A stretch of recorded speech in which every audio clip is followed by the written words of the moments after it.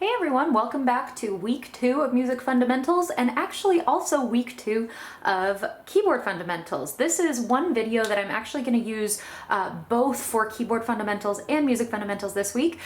So if you're in both, you don't need to bother watching it twice, but this is just one of those places where it's going to overlap, so may as well just do a little double duty here. So last week we talked about pitch and duration, and so we talked about what the staff looks like, and up this direction means higher pitches, down this direction means lower pitches. We did treble clef, bass clef, etc. We're just going to add a couple of pitches to your repertoire this week, and we're also going to, in this video, start talking a little bit about the black notes of the keyboard, the enharmonics, our sharps and flats. Okay, so we're going to get going with some new pitches this week, just to kind of extend your range a little bit in both directions. So in treble clef last week, the lowest note that we had was middle C. So I'm gonna work my way down here. The bottom line was an E, if you'll recall. And then down right below the staff was a D. Here's that all-important middle C. Now, from there, you definitely would be, if this was a treble, or if this was a bass clef down here, you would get, middle C is where they cross over. We talked about that, how this is where the turning point is from treble to bass clef. However, you can write some of those bass clef notes without having to switch clefs in written music. And so we're gonna extend our treble clef down just a little bit farther. So if we're going line note, space note, line note, space note, this one's our line note, space note, line note. This next one would be a space note. We're gonna go right below it like this. This would be our B. Now you can keep going, except after this one, you're gonna have to use 2 ledger lines like this to extend the staff this direction. So E, D, C, B, we've got line note, line note, down to A. Okay, so let's see if we can get into your rotation this week as you're doing some note names, trying to get faster and faster. Try to get some of the ledger lines down to 2 ledger lines below the staff and also above, which we'll get to in a moment. Now, why would you want to do this instead of, let's just show you what this is equal to. This note right here in treble clef is the exact same pitch as this A in the bass clef. So why, as somebody's writing music, wouldn't they just switch to bass clef and back again? Well, that would get really, really messy. I mean, imagine if you're singing along, you hit a C, and then suddenly your music does this, before maybe going back up again to a treble clef C. That would look really weird jumping around like that. So that's why ledger lines come in really useful, to be able to stay in one clef if at all possible. Now you can actually keep going. You can keep going with lots of ledger lines down this direction. If there was no staff down here, we're kind of running out of space because there is a staff down here. But you can technically extend the staff however you'd like to, as many ledger lines as you'd like. However, most people don't go beyond 2 or 3, maybe 4 at the most, because it gets really hard to read when you have that many lines. You're like, is that 5 lines up, 4 lines up? I can't really tell anymore. So at that point, it's probably better just to switch clefs. But this one, all the way down to A, is really, really common, especially in choir world. If you're an alto, you probably have, oops, I wrote C, I'm sorry. Let's undo that. If you're an alto in choir world, you're gonna see that note a lot. Now occasionally, and you don't have to learn this one, but occasionally you will see a G, or maybe an F.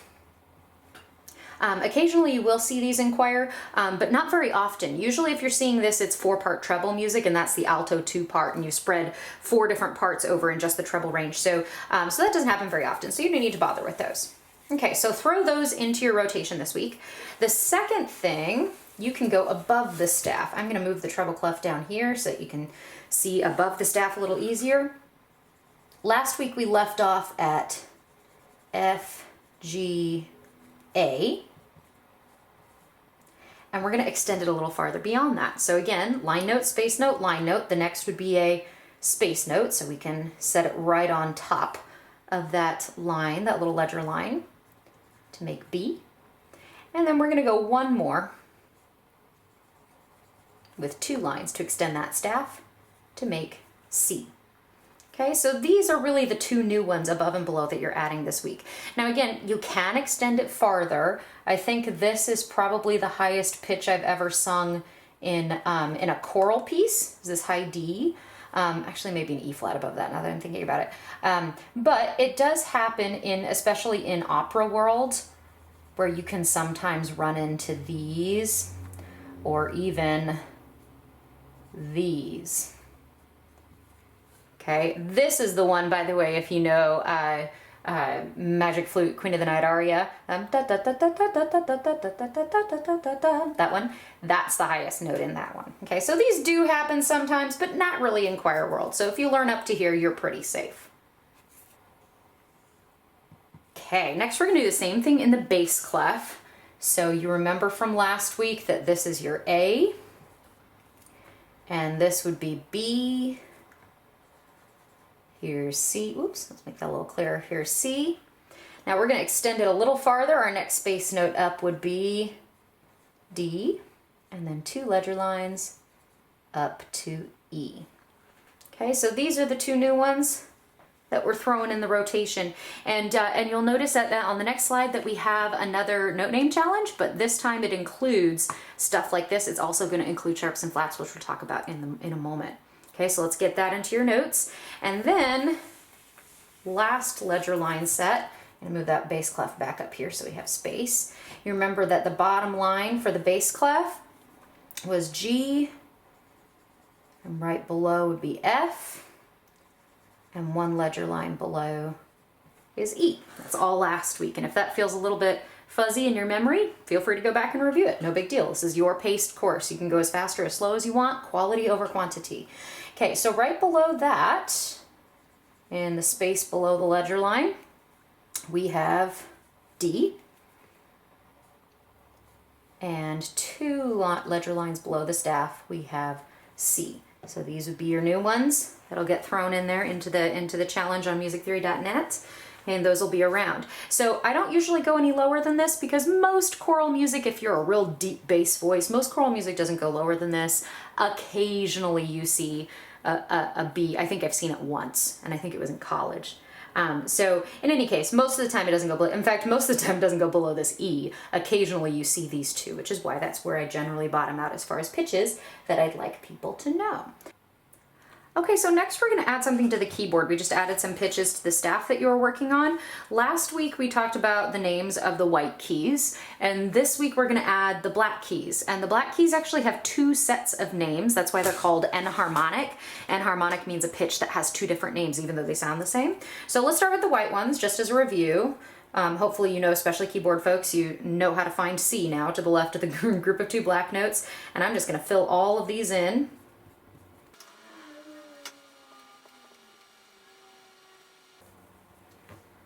Okay, so we have just over 2 full octaves all filled in. So these are all of our white notes, and on the staff, these would just show up as a note head like you've done before. Like this would be E, this would be G, for instance. But if you've ever seen music, there are these, like the written form of music, there are these symbols that show up all the time. Perhaps you're already familiar with them. Things like this. We call them accidentals if they're not in the key signature. It's called a sharp, a flat, and a natural. Those are our symbols. So if you're taking notes, you might write that down if you've not been familiar with those before. And they would show up in your music as a little symbol right before the pitch, like that. So that would be an E sharp, which is an odd choice to make for today, and I'll show you why in a moment. But or this would be a G flat. You'd see those symbols all the time. So how would you play that on the keyboard? Because these are just the plain old E and G. This is E sharp, B flat. Well, which one is that? How do I do that? Well, here we go. Okay, so there are 2 sets of names for these black notes. So the first thing that you need to know is that if you go to the right or higher on the keyboard, you will find the sharp names. So I promise it'll make more sense as you see it.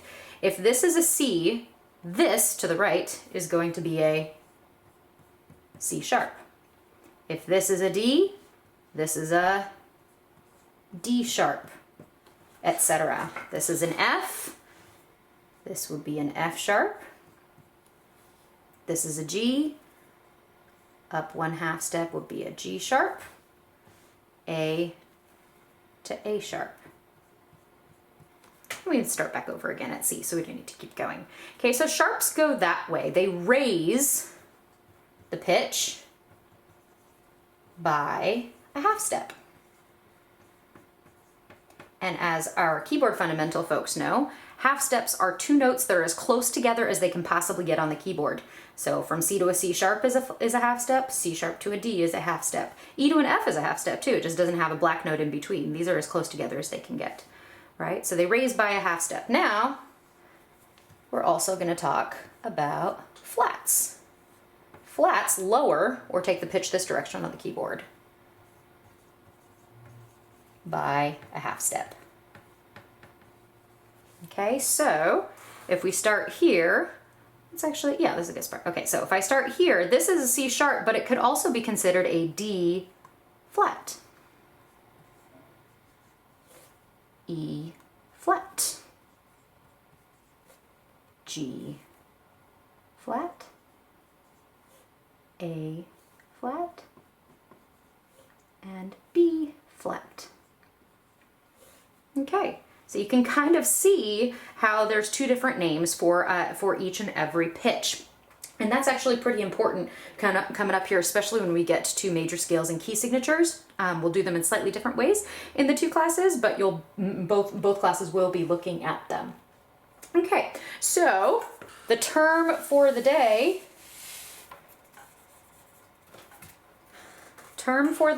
is enharmonic. Okay, take that to the dinner table and impress your family. Right, so if a note has 2 different ways to call it, it is enharmonic. C sharp and D flat are the same note. D sharp and E flat are the same note. There's just 2 different ways to name both pitches. Okay, that's it for this video. Let's move on to the next.